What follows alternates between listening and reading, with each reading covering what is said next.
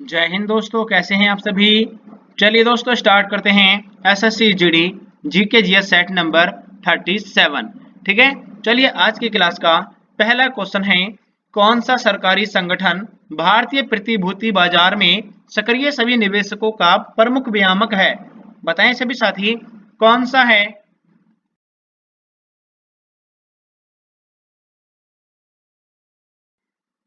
चलिए दोस्तों, right answer हो जाएगा इसका ऑप्शन नंबर सेबी। ठीक है, सेबी। नेक्स्ट क्वेश्चन है, मानव मस्तिष्क का कौन सा भाग उल्टी की अनैच्छिक क्रिया को नियंत्रित करता है। बताएं सभी साथी, यानी कि उल्टी की अनैच्छिक क्रिया को नियंत्रित करता है। बताएं सभी साथी, कौन सा है।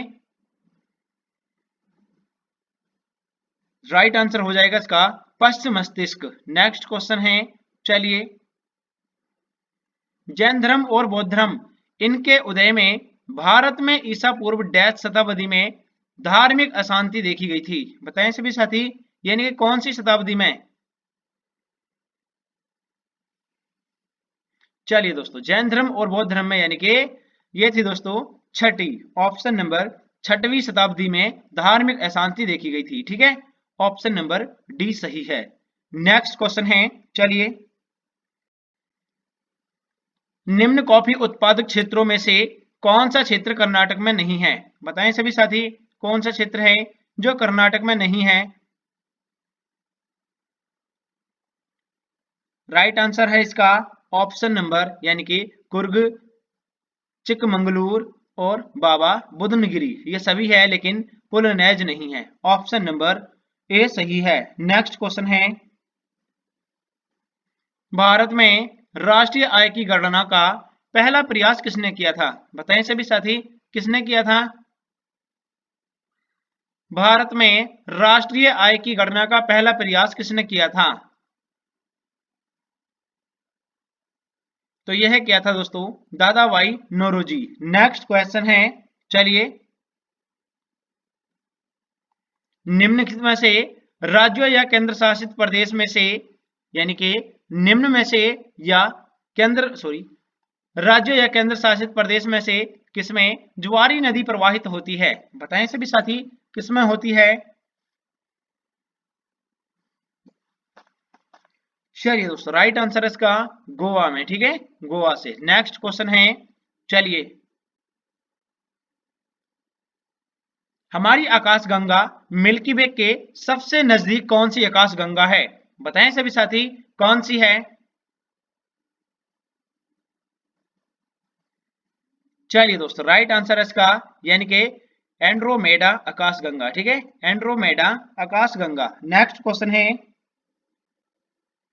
भारतीय संविधान के निम्न में से किस अनुच्छेद में कर्मचारी के लिए निर्वाह मजदूरी आदि का प्रावधान निर्दिष्ट किया गया है। चलिए दोस्तों, राइट आंसर हो जाएगा इसका ऑप्शन नंबर, यानी कि आर्टिकल 43, ऑप्शन नंबर बी ठीक है। नेक्स्ट क्वेश्चन है, किसी व्यक्ति के निकट दृष्टि दोष को सुधारने हेतु किस लेंस का प्रयोग किया जाता है। बताएं सभी साथी, कौन से लेंस का उपयोग करते हैं। चलिए दोस्तों, राइट आंसर हो जाएगा इसका, यानी कि अपसारी लेंस। ठीक है, नेक्स्ट क्वेश्चन है, चलिए दोस्तों, अर्थशास्त्र में एनडीपी का पूर्ण रूप क्या है। बताएं दोस्तों, एनडीपी का पूर्ण रूप क्या है अर्थशास्त्र में। इसका मतलब होता है, यानी कि net domestic product. Option number C सही है। नेक्स्ट क्वेश्चन है, गिनी गुणांक किस आर्थिक उपकरण से प्राप्त होता है। बताएं सभी साथी, गिनी गुणांक किस आर्थिक उपकरण से प्राप्त होता है। बताएं दोस्तों।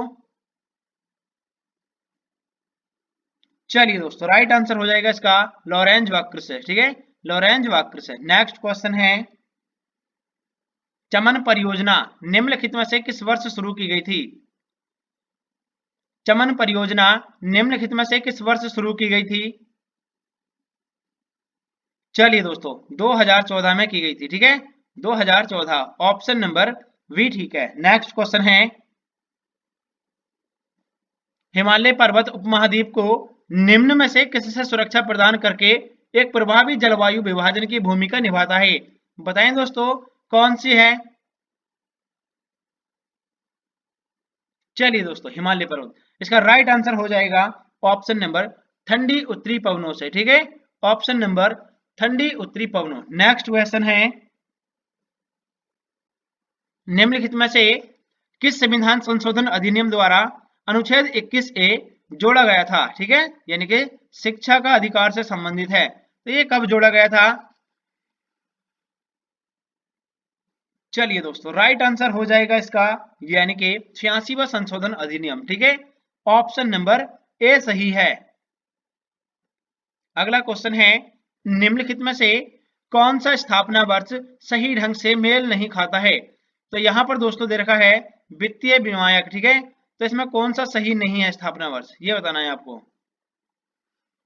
जैसे कि यहां पर दे रखा है, पहला क्वेश्चन है पेंशन फंड विनिमय विनियामक विकास प्राधिकरण 2003। ये क्या है दोस्तों? बिल्कुल सही है। ठीक है, बीमा विनियामक विकास एजेंसी, इसकी स्थापना 1999। ये भी ठीक है दोस्तों। क्वेश्चन नंबर यानी कि नेक्स्ट है इसका भारतीय स्पर्धा आयोग। भारतीय स्पर्धा आयोग ये 2004, यही क्या है? गलत है। ठीक है, भारतीय स्पर्धा आयोग ऑप्शन नंबर सी ये गलत है। ठीक है, ये जो है दोस्तों इसका स्थापना वर्ष ये नहीं है।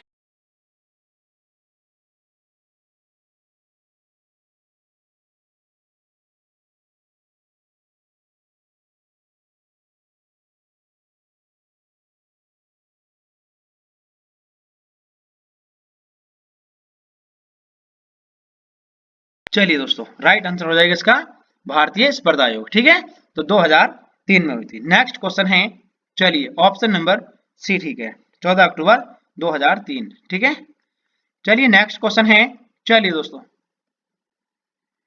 भारत में गेहूं उत्पादन के संदर्भ में निम्नलिखित में से कौन सा उत्पादन क्रम सही है? यहां पर आपको क्रम बताना है गेहूं के उत्पादन में। ठीक है, तो कौन सा सही है? चलिए दोस्तों, उत्तर प्रदेश, मध्य प्रदेश, पंजाब, पहला ही ठीक है, ऑप्शन नंबर ए ठीक है। नेक्स्ट क्वेश्चन है, उदारीकृत विनिमय दर तंत्र, उदारीकृत विनिमय दर तंत्र प्रणाली किस केंद्रीय बजट में पेश की गई थी? बताएं दोस्तों, किस बजट में पेश की गई थी? तो दोस्तों यह की गई थी 1792 से 1992 से 1993। ऑप्शन नंबर डी ठीक है। नेक्स्ट क्वेश्चन है, चलिए, बिग बैंग सिद्धांत किसके द्वारा प्रतिपादित किया गया था? बिग बैंग सिद्धांत किसके द्वारा प्रतिपादित किया गया था? चलिए दोस्तों, राइट आंसर हो जाएगा इसका जॉर्ज लैमेत्रे। ठीक है, जॉर्ज लैमेत्रे। नेक्स्ट क्वेश्चन है,